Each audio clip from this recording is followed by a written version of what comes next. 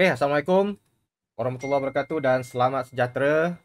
Untuk sejarah pada hari ini, masih lagi perbincangan kita dalam bab yang ketiga.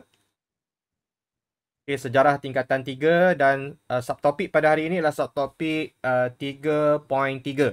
3.3 iaitu berkaitan dengan sistem residen. Subtajuk 3.3. Berkaitan dengan sistem residen. Sebelum ni kita dah bincang bagaimana British meluaskan kuasa dia ke negeri Perak, ke negeri Selangor, negeri Sembilan dan juga ke negeri Pahang.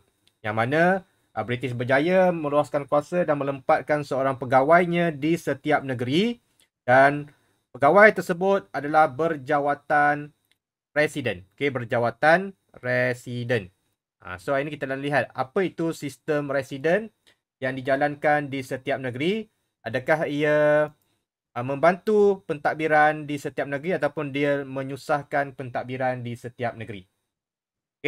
So itu yang kita akan bincang pada hari ini. Kita lihat slide yang seterusnya. Sistem residen ini dilaksanakan di Perak, Selangor, Negeri Sembilan dan juga Pahang melalui perjanjian dengan Raja Melayu dan pemerintah. Sistem residen ini dijalankan selepas Raja-Raja Melayu telah menandatangani setiap perjanjian. Kita dah lihat strategi yang dijalankan oleh British sebelum ni, yang mana melalui strategi perjanjian, bila dia dah dapat menguasai setiap negeri itu, dia masuk ke setiap negeri untuk mengesahkan kedudukannya di negeri tersebut. Dia telah melaksanakan strategi perjanjian. Dia memberikan surat perjanjian kepada semua sultan ataupun Raja-Raja Melayu dan juga pemerintah di setiap negeri untuk ditandatangani, dan dalam perjanjian itu ada dinyatakan seorang residen akan ditempatkan di setiap negeri. Di Perak, di Selangor, di Negeri Sembilan dan juga di Negeri Pahang. So maknanya ada seorang residen yang ditempatkan di setiap negeri. Melalui perjanjian yang telah dibuat oleh British bersama-sama dengan Raja Melayu di setiap negeri, sama ada secara sukarela ataupun secara terpaksa. Setelah didesak oleh pihak British. Dan ia merupakan pemerintahan secara tidak langsung British di negeri berkenaan. Dengan menempatkan seorang residen di setiap negeri itu, secara tidak langsungnya British telah memulakan pemerintahan dia di negeri berkenaan. Di Perak, di Selangor, Negeri Sembilan dan juga di Negeri Pahang. Apa peranan residen? So apa peranan residen? Kalau soalan tanya, nyatakan peranan residen. Oleh boleh nyatakan, yang pertama adalah untuk menasihati Raja-Raja Melayu dalam semua hal ehwal pentadbiran kecuali agama Islam dan adat istiadat Melayu sahaja. Itu yang pertama, dia punya peranan dia. Dia menasihati Raja-Raja Melayu dalam semua hal ehwal pentadbiran kecuali dua perkara je dia tak campur, iaitu berkaitan dengan agama Islam dan juga adat istiadat Melayu. Dua perkara ni dia tak ganggu. Ni pun pernah keluar dalam soalan. British menguasai semua perkara kecuali perkara berikut. Satu apa, dua apa, tiga apa, empat apa. Pilih satu dan dua ke, dua dan tiga ke, tiga dan empat ataupun satu dan empat. Itu biasa soalan yang keluar lah. Ataupun dia keluar dalam soalan struktur. Nyatakan perkara-perkara yang tidak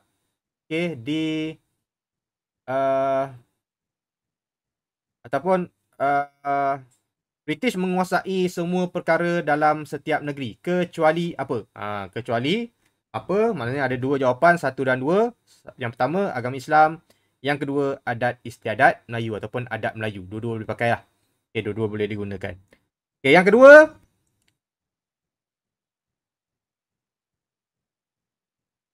kedua, semua nasihat mesti diikuti dan dipatuhi. Nama nasihat. Itu yang pelik tu. Nama nasihat. Bila nasihat, orang nasihat, kita pulang pada kita nak patuh ataupun tidak. Sebab itu nasihat, bukannya arahan. So, tapi dia punya peranan dia bagi nasihat, nasihat dia mesti kena ikut.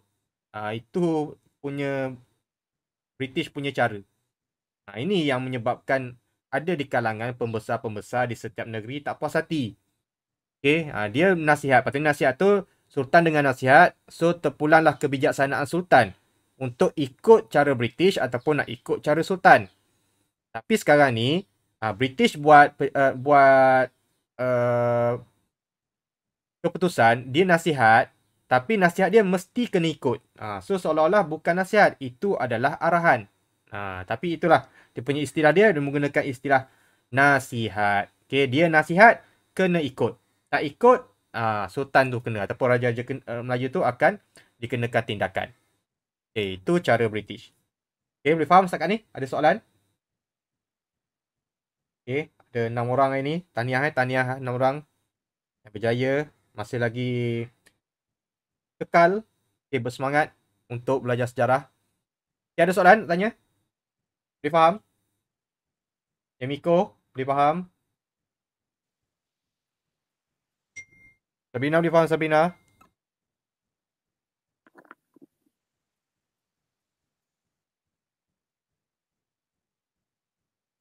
Boleh? Okay, alright.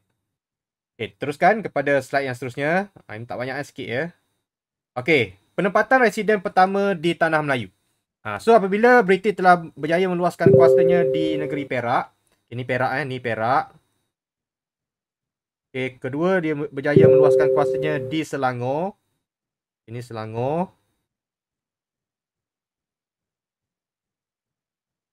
Okey, yang ketiga adalah di negeri Pahang. Yang besar ni adalah negeri Pahang. Dan yang kecil ni adalah di negeri Sembilan. Di negeri Sembilan. Okey. So, awak boleh nyatakan macam ni pun dah kira bagus lah. Okey, awak dah boleh menentukan mana Perak, mana Selangor, mana Pahang, mana negeri Sembilan. Okey. So, bila dah dapat 4 buah negeri ni, dia melalui perjanjian dia telah menempatkan seorang residen. Okey, di setiap negeri. Di Perak, residennya bernama JWW Bish. Okey, JWW Bish. Itu nama dia. Di negeri Selangor, nama residennya adalah JG Davidson. Di Selangor adalah JG Davidson. Di negeri Pahang, namanya adalah JP Roger. Okey, dan di negeri Sembilan, nama residennya adalah Martin Lister. Okay, ini adalah 4 orang residen yang ditempatkan di Perak, Selangor, Negeri Sembilan dan juga di Negeri Pahang. Okay, boleh ingat nama dia. So, kalau keluar nama JW Bush X. Apakah X? So, carilah ia berkaitan dengan residen di Negeri Perak. JG Davidson, residen di Negeri Selangor. JP Roger, residen di Negeri Pahang, dan Martin Lister adalah residen di Negeri Sembilan. Okay. So, ini adalah negeri-negeri yang kita belajarlah dalam bab yang ketiga. Okay, di bawah tajuk Negeri Melayu Bersekutu. Okay, ada 4 buah negeri. Okay, ada soalan setakat ni? Boleh faham Boleh ingat nama ni? JW Bush, JG Davidson, JP Roger, Martin Lister. So, kena tahu. Sebut Martin Lister je, residen Negeri Sembilan. JP Roger, residen di Pahang. JG Davidson, residen di Selangor. JWW Bush adalah residen di negeri Perak. Okay, boleh faham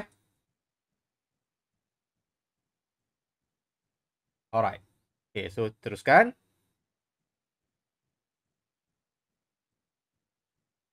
Okay, last sekali. Tentang sistem residen adalah ciri-ciri sistem residen. Okay, apakah ciri-ciri sistem residen? Tadi peranan residen. Ini ciri-ciri dia pula. Apa ciri-ciri sistem residen? Yang pertama sekali kita lihat atas sekali. Kedudukan raja dan pembesar negeri dikekalkan. Okay, dalam sistem residen, dia bukannya residen tu yang menjadi ketua. Bukan. Dia cuma duduk, peranan dia adalah di sebelah sultan. Rendah sikit daripada sultan. Sultan masih lagi, raja dan juga pembesar negeri masih lagi dikekalkan dalam jawatan masing-masing. Okay, sultan sebagai ketua negeri, dia ada bendahara, laksmana, temenggung semua ada. Dia ada, dia punya besar-besar tu masih ada. Tapi ada seorang pegawai yang berperanan untuk menasihati sultan. Maksudnya sultan masih lagi membuat keputusan, tapi mendengar dengan nasihat daripada residen. Itu yang pertama. Okay. Yang kedua, Presiden mengambil alih pentadbiran negeri. Okay, walaupun Sultan tu sebagai ketua, tapi yang berperanan yang membuat keputusan, yang menasihati, bila dia nasihat ke dia dengar, seolah-olah dia yang memerintah Sultan. Dia yang memerintah Sultan, tapi Sultan yang bersuara. Dia bagi tahu Sultan, so bagi tahu rakyat ini. Kena buat ini, kena buat ini. Seolah di sebalik tabir tu, Presiden yang berkuasa. Dia yang mengambil alih pentadbiran negeri. Dan peranan pembesar digantikan oleh pegawai British. Pembesar tu ada, jawatan tu ada, tapi yang buat kerja, dia lantik pegawai-pegawai dia untuk buat kerja.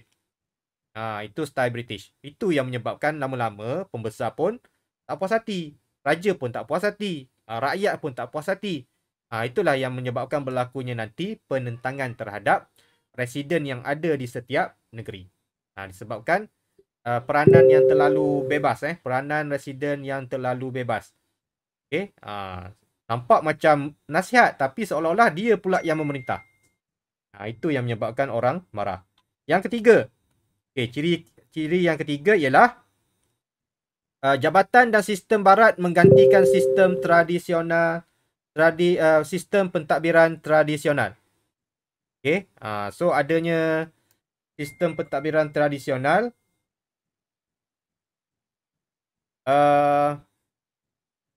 Presiden telah gantikan dengan jabatan dan juga sistem-sistem bercorak sistem barat. Okay, menggantikan sistem pentadbiran yang sedia ada. Contohnya, dalam urusan undang-undang, urusan kehakiman, dia telah lantik seorang hakim. Okay, hakim daripada pegawai-pegawai barat. Dia telah laksanakan jabatan-jabatan yang baru dalam pentadbiran di setiap negeri. Untuk menggantikan sistem pentadbiran tradisional yang diamalkan di setiap negeri sebelum ini, mengikut negeri masing-masing. Okay, itu yang ketiga. Yang keempat, Sultan dan pembesar hilang kuasa dalam pentadbiran dan pungutan cukai.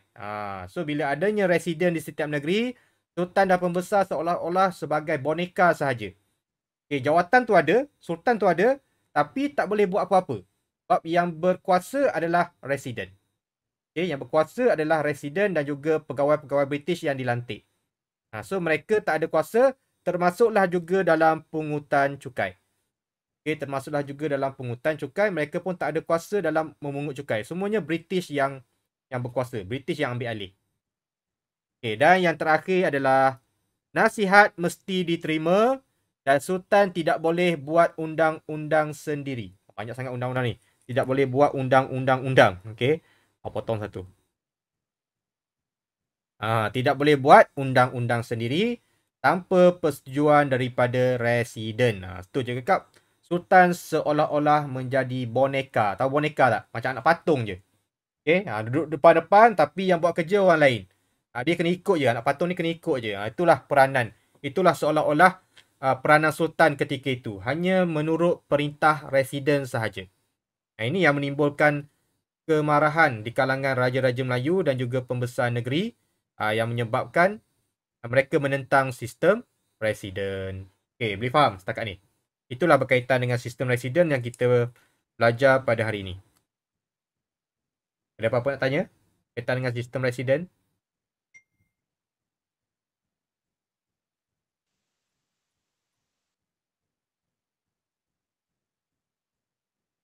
Boleh faham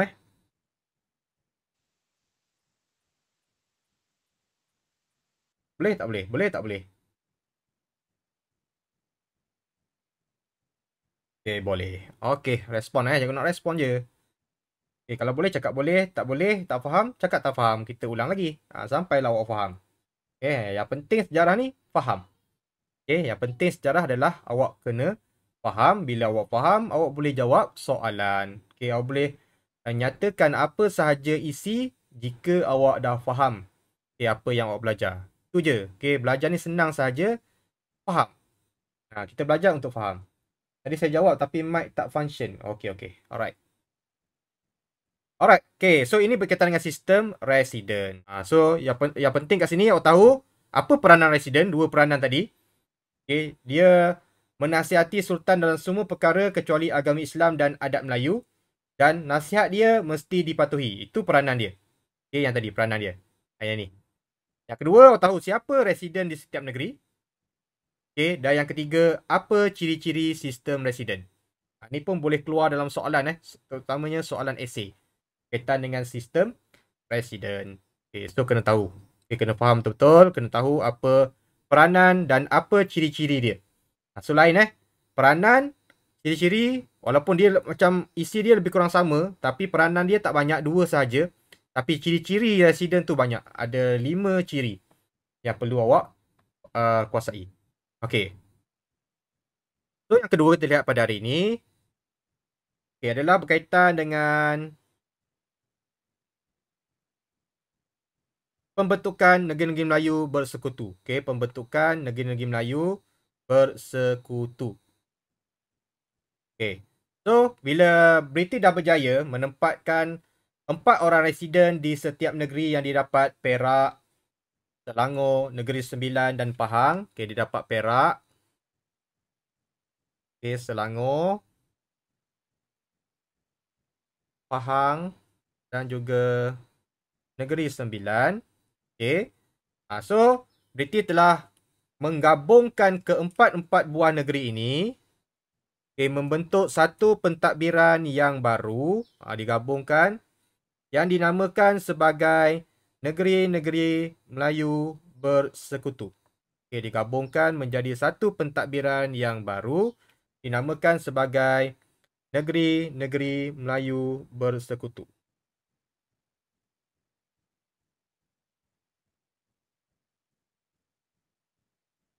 Okey. Itu peranan dia. Okey. Jadi kalau awak tanya apakah negeri-negeri senaraikan negeri-negeri dalam Negeri-Negeri Melayu Bersekutu? Jawapannya adalah Perak, Selangor, Pahang dan Negeri Sembilan. Ataupun singkatan dia kita panggil dia sebagai NNMB. Okey. So senang. Ada 1, 2, 3, 4. So maksudnya ada 4 buah negeri.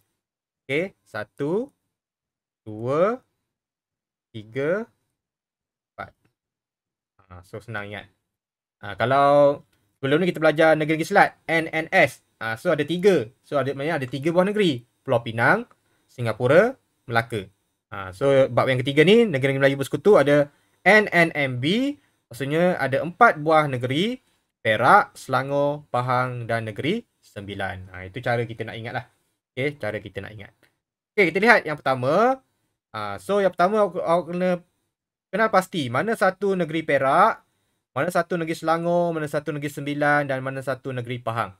Ini penting dalam kita bila satu gambar rajah diberi, awak boleh memastikan setiap negeri di tanah Melayu. Okay, mana negeri Perak, mana negeri Kedah, mana Terengganu, mana Kelantan, mana Pahang, mana Negeri Sembilan, mana Selangor, mana Johor. Okay, so bila awak menguasai itu, awak dapat menguasai, dapat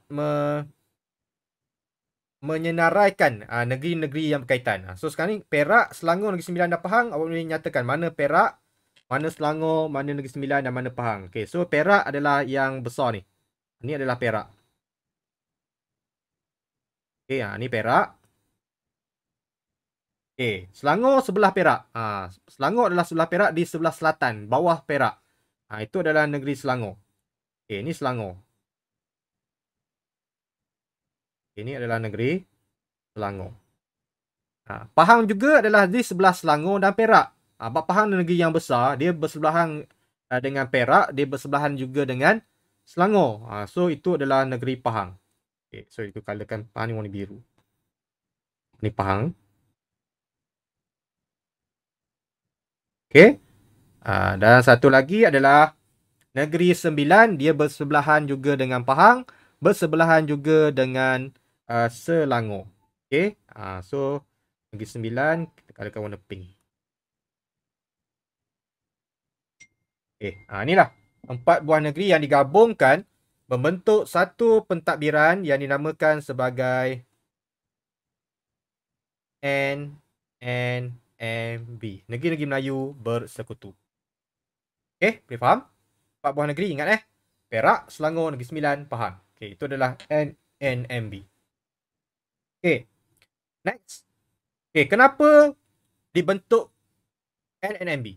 Kenapa terbentuknya NNMB? Kenapa dibuat? Okay. Kenapa perlu digabung? Okay. Kenapa perlu digabung? Yang pertama sekali adalah sebab mengatasi kelemahan sistem residen. Okay. Sebab sebelum ni, residen terlalu berkuasa. Sehingga dia mengatasi kuasa sultan. Menyebabkan Raja-Raja Melayu menentang. Okay. Menentang apa yang dilaksanakan oleh residen. Jadi salah satu sebab kenapa British mengubah sistem residen kepada negeri-negeri Melayu bersekutu adalah disebabkan oleh mengatasi kelemahan sistem residen. Okay. Apa yang residen buat? Yang ni. 1, 2, 3. Okay. Residen tidak diberikan garis panduan yang jelas melaksanakan tugas. So dia buat suka hati dia je. Residen menjadi semakin berkuasa dalam majlis mesyuarat negeri. Seolah-olah dia yang berkuasa. Dia lah sultan. Seolah-olah. Okay. Sedangkan di setiap negeri tu masih lagi ada sultan. Sepatutnya yang buat keputusan adalah sultan. Tapi sekarang ni sultan kena ikut cakap dia. Itu yang Raja Melayu marah. Raja dan pembesar Melayu tidak berpuas hati kerana kehilangan kuasa dalam pentadbiran dan juga pungutan cukai. Disebabkan rasa tak puas hati itu, British telah menukar sistem residen kepada negeri-negeri Melayu bersekutu. Okay, faham Okay, yang kedua adalah untuk menyeragamkan pentadbiran. So senang nak urus. Bila digabungkan, pentadbiran di Selangor, Perak, Negeri Sembilan dan Pahang dapat diseragamkan, dapat disamakan. Okay, pentadbiran di Perak, Selangor tidak seragam kerana mempunyai undang-undang sendiri sebelum ni. Perak lain, Selangor lain, Negeri Sembilan lain, Pahang lain. So menyukarkan pentadbiran British. Jadi dia seragamkan melalui penubuhan negeri-negeri Melayu bersekutu. Kemajuan ekonomi antara negeri juga tidak seimbang. Ada negeri yang kaya, ada negeri yang miskin. So pengurusan tu susah untuk dia kawal. British memerlukan pentadbiran yang cekap dan seragam untuk memudahkan eksploitasi ekonomi. Untuk memudahkan dia kaut keuntungan-keuntungan ekonomi yang ada di setiap negeri. Itulah sebab kenapa dia membentuk negeri-negeri Melayu bersekutu. Ini faktor yang kedua. Faktor yang ketiga adalah untuk menjamin keselamatan negeri. Penggabungan membolehkan negeri Melayu bersekutu mempunyai pasukan keselamatan sendiri. So bila mereka bergabung, so kekuatan mereka akan lebih kuat berbanding mereka bergerak secara bersendirian. Okay, menjaga keamanan tanpa mengharapkan bantuan daripada luar. Sebab mereka dah bergabung, kekuatan tentera mereka pun akan lebih stabil, akan lebih kuat berbanding kalau mereka bergerak. Perak, Selangor pun bergerak Selangor, Negeri Sembilan sahaja, Pahang sahaja. So kekuatan mereka berpecah. So bila mereka digabungkan membentuk satu pentadbiran yang satu, unik, jadi kekuatan keselamatan mereka akan lebih terjamin. Okay. Dan faktor yang keempat adalah menangani masalah kewangan Pahang. Sebab di antara empat buah negeri ini, yang paling tak banyak hasil adalah negeri Pahang. Jadi bila mereka gabungkan, keuntungan-keuntungan yang dapat daripada negeri lain dapat disalurkan sikit kepada negeri Pahang supaya dia seimbang. Okay, dia punya kekayaan tu, kewangan di setiap negeri tu seimbang. Apabila digabungkan melalui negeri-negeri Melayu bersekutu. Gabungan negeri Melayu yang kaya, contohnya seperti Selangor, Perak, dapat membantu masalah kewangan yang berlaku di negeri Pahang. Okay, dari segi kewangan, dari segi ekonomi. Sebab Pahang dia tak banyak hasil. Hasil dia lebih kepada emas. Jadi dia taklah sebanyak hasil yang ada di negeri Selangor, Perak dan juga di negeri Sembilan. Okay, ada soalan setakat ni?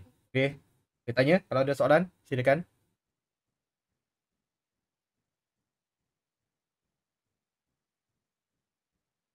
Boleh faham? Ini adalah buku teks. Ini gambar ni adalah buku teks. Boleh rujuk nanti kalau ada tak berapa jelas kat sini. Ada soalan? Tak ada Boleh juga teruskan.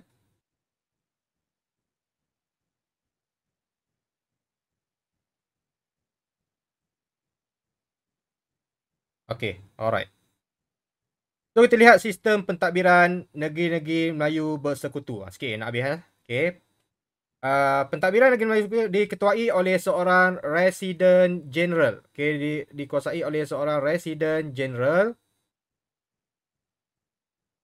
Okay, ini ketua dia. Yang bertanggungjawab kepada Majlis Mesyuarat Negeri dan Pesuruhjaya Tinggi British. Okay, so atas sekali adalah Pesuruhjaya Tinggi British. Dan di Negeri Melayu Bersekutu adalah Presiden General. Kalau macam negeri-negeri Selat, yang menjadi ketua negeri Selat adalah Gubernur. Gubernur negeri-negeri Selat. Dalam Negeri Melayu Bersekutu, ketuanya adalah Residen General. Yang mana bawah dia ada Majlis Mesyuarat Negeri Perak, Majlis Mesyuarat Negeri Selangor, Negeri Sembilan dan juga di Negeri Pahang. Ni dalam Majlis Mesyuarat Negeri ni masih lagi ada Sultan. Ada Sultan Perak, ada Sultan Selangor, Negeri Sembilan dan juga di Negeri Pahang. Ada ketua masing-masing. Tapi berperanan ketua di atas dia adalah Residen General. Tak ada lagi sistem residen-residen di setiap negeri. So Residen General yang bertindak mengawal semua negeri. Mengawal semua negeri ataupun walaupun ada residen di setiap negeri, residen ni kena ikut arahan daripada Residen General. Macam tu. Dia tak boleh suka hati buat undang-undang sendiri di setiap negeri. Kena rujuk kepada Residen General. Ini adalah dia punya struktur pentadbiran Negeri-Negeri Melayu Bersekutu. Okey, Majlis Mesyuarat Negeri. Okey, yang tadi kita ada Majlis Mesyuarat Negeri ni yang bawah ni. Yang ini. So di setiap negeri ini dipengerusikan oleh raja. Raja sebagai ketua dalam Majlis Mesyuarat Negeri berperanan menggubal undang-undang dan membantu pentadbiran negeri. Okey. Kuasa raja semakin terhakis selepas pembentukan Negeri Melayu Bersekutu. Walaupun ada raja, walaupun residen tak lagi berkuasa, tapi ada pula Residen General yang membuat keputusan. Maknanya raja masih lagi tak boleh buat keputusan sesuka hati. Itu yang berlaku. Okey. Dan kuasa perundangan dan pentadbiran diambil alih oleh Residen General. Tadi Residen, sekarang ni Residen General pula yang berkuasa. Okey. Dan raja hanya berkuasa dalam dua perkara sahaja, iaitu agama dan juga adat Melayu. Macam sama juga macam sistem Residen. Cuma sistem pentadbiran Negeri Melayu Bersekutu ni dia lebih seragam. Itu je beza dia. Kalau sebelum ni ikut negeri masing-masing. Ikut residen masing-masing. Ada residen yang terlalu berkuasa, ada residen yang tamatkan kuasa. Dia terlalu banyak pelibatan dia dalam pentadbiran, merimaskan pembesar dan juga sultan. Tapi bila digabungkan pula, walaupun residen dah tak ada kuasa, ada pula jawatan Residen General yang lebih kurang sama sahaja seperti sistem residen. Cuma dia lebih seragam, undang-undang dia lebih ataupun pentadbiran dia lebih seragam di setiap negeri. Dia tak lain lah. Macam contohnya di Perak, Selangor ni dia punya pentadbiran dia lebih kurang sama apabila digabungkan. Okey, itu adalah peranan raja, hanya agama dan juga adat Melayu. Pengerusi dia masih lagi raja. So raja ada, nampak macam ada, tapi dia tak ada peranan, dia tak ada kuasa. Dia kena ikut arahan daripada residen. Dia kena ikut arahan daripada Residen General. Okay, dia kena ikut arahan daripada Residen General. Okay? Boleh? Whistle jiwa. www apa dia? Okay. Boleh teruskan. Okay. Dan Majlis Mesyuarat Persekutuan. Ya, ada Majlis Mesyuarat Persekutuan. Ya, apa peranan Majlis Mesyuarat Persekutuan? Ada dua majlis Ada Majlis Mesyuarat Negeri dan ada Majlis Mesyuarat Persekutuan. Okey. Peranan dia lah yang pertama, berkuasa meluluskan undang-undang di negeri-negeri Melayu Bersekutu. Persekutuan ni adalah di peringkat yang lebih tinggi lah. Dipengerusikan oleh Pesuruhjaya Tinggi British. Lepas tu Residen General. Ada 4 orang Raja Melayu, dia punya struktur organisasi dia. Ada 4 orang residen di setiap negeri. Dan 4 ahli tidak rasmi. 3 Eropah dan 1 daripada China. So, apa peranan dia? Berkuasa meluluskan undang-undang di negeri-negeri Melayu Bersekutu. Membolehkan British mengawal undang-undang dan kewangan negeri-negeri Melayu Bersekutu. Memberi kuasa pentadbiran kepada Pesuruhjaya Tinggi British. Menjejaskan kewibawaan Raja-Raja Melayu. So, tak ada kuasa. Seolah-olah Raja Melayu ni sebagai kena ikut sahaja. Walaupun dia raja. Tapi dia kena ikut sahaja apa sahaja yang diputuskan oleh pihak British. Dan Raja Melayu hanya dilantik sebagai ahli biasa sahaja. Tak ada keistimewaan. Okay, sepatutnya raja ni ada keistimewaan sebab itu negeri dia. British ni hanya meluaskan kuasa dia sebagai menaungi sahaja. Dia bukannya ambil dia terus jajah negeri tu. Dia cuma letakkan seorang pegawai untuk menasihati sultan. Seolah-olah macam sultan itu berkuasa. Tapi apa yang berlaku adalah sultan hanya ahli biasa sahaja dalam majlis mesyuarat persekutuan. Bila ahli biasa, dia tak boleh buat keputusan. Dia kena ikut segala keputusan yang telah dibuat oleh pihak British. Itulah. Okay, itulah peranan majlis mesyuarat persekutuan. Okay, so kena bezakan majlis mesyuarat negeri ini dan majlis mesyuarat persekutuan yang ini. So mungkin boleh disoal dalam soalan struktur ataupun soalan esei. Okay, last kali. So bila dia tak puas hati, British tak puas hati, dia pun bangkit untuk bersuara dan akhirnya British telah menubuhkan satu jawatan kuasa yang dipanggil sebagai Durba. Okay, apa itu Durba? Durba adalah tujuan dia ditubuhkan untuk mendapat sokongan Raja-Raja Melayu terhadap negeri-negeri Melayu bersekutu. Durba bertanggungjawab sebagai pelindung kepada orang Melayu. So bila raja hanya ahli biasa, so ada penentangan di kalangan Raja-Raja Melayu, tak puas hati. Tak setuju dengan negeri-negeri Melayu bersekutu ni. Jadi untuk menarik sokongan daripada menarik sokongan daripada Raja-Raja Melayu, dia telah menubuhkan Durba. Okay? Untuk membolehkan Raja Melayu bersuara. Apa suara mereka? Okay? Apa kehendak mereka melalui Durba. Okay, ada soalan ni. Zinyu, apa dia Zinyu?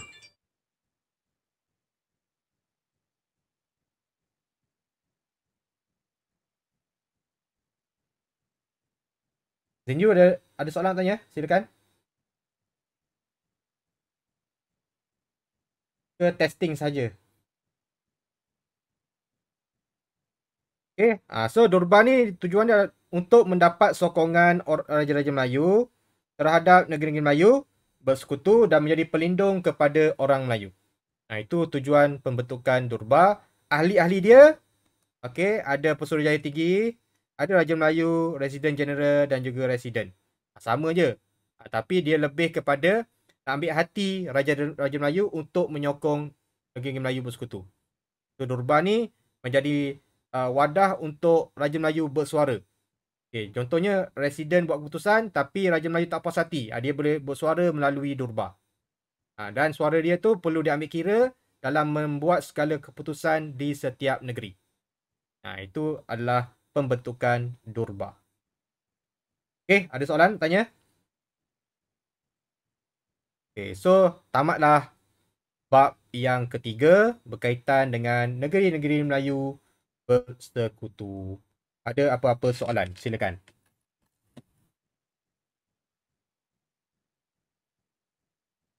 Okay, Sabrina ada soalan. Yemiko ada soalan. Isitan. Difaham semua?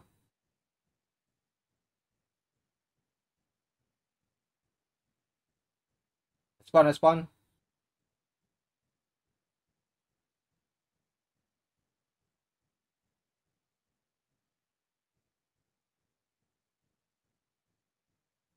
Ada soalan. Okay, boleh faham cikgu? Okay. Okay, last sekali. Tadi kesimpulan kita. Okay, dalam bab yang ketiga ni dalam bab kita cikgu rumuskan balik dalam bab yang ketiga.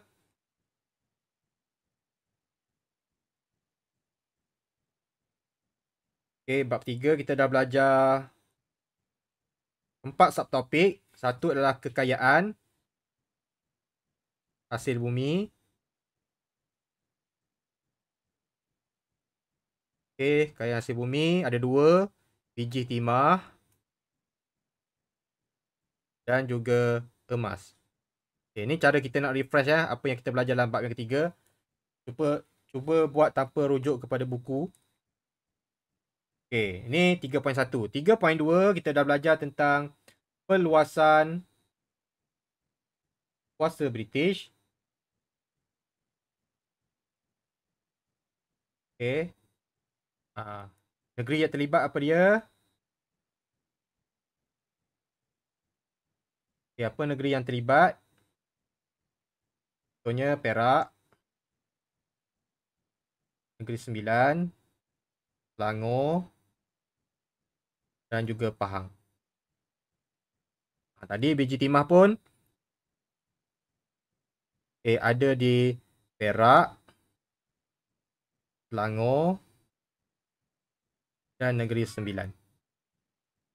Emas pula banyak terdapat di negeri Pahang. So, perluasan kuasa British ni di Perak, Selangor, Sembilan.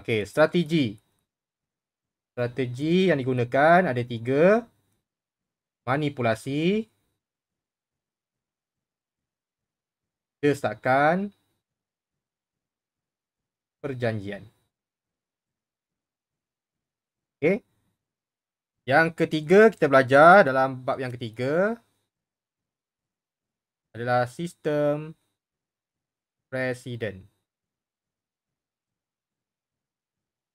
Ada 4 orang residen. J.W.W. Bish. Di Perak. J.G.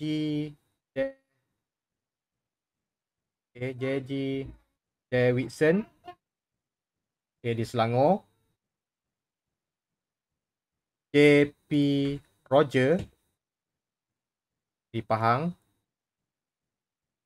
Dan juga Martin Lister di Negeri Sembilan. Last kali adalah negeri Melayu NMB. Kat sini boleh kena faham kena faham apa itu dia punya faktor. Faktor penubuhan. Majlis Mesyuarat Negeri. Majlis Mesyuarat Persekutuan. Dan last sekali Turba. Ni yang kita belajar tadi dah. Yang kita belajar dalam bab yang ketiga. So ini gambaran secara umumnya apa yang terkandung dalam bab yang ketiga yang perlu ada dalam kita punya fikiran. So ini cara nota ringkas lah. Nota ringkas yang boleh awak buat untuk kita nak tentukan apa yang aku belajar sebenarnya dalam bab 3 ni. Kalau boleh tulis secara ringkas macam ni, maksudnya basic dia, perkara main dia dah ada dalam kepala kita. Kita cuma asah-asah saja melalui pembacaan yang berulang-ulang ataupun melalui latihan-latihan soalan-soalan struktur, esei dan sebagainya untuk memastikan kita lebih faham berkaitan dengan bab ini. Bab yang ketiga. Kita boleh tambah lagi. Contoh residen ni kita tahu apa itu peranan residen. Kita tambah sikit lagi. Dan juga ciri-ciri sistem residen.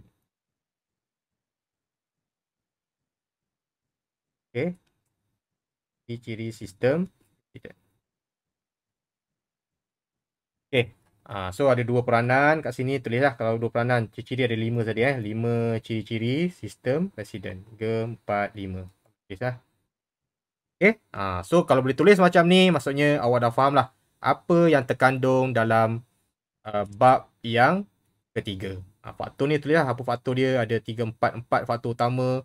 Majlis Mesyuarat Negeri, apa dia punya beberapa dia punya ciri-ciri dia. Durba ni apa tujuan dia.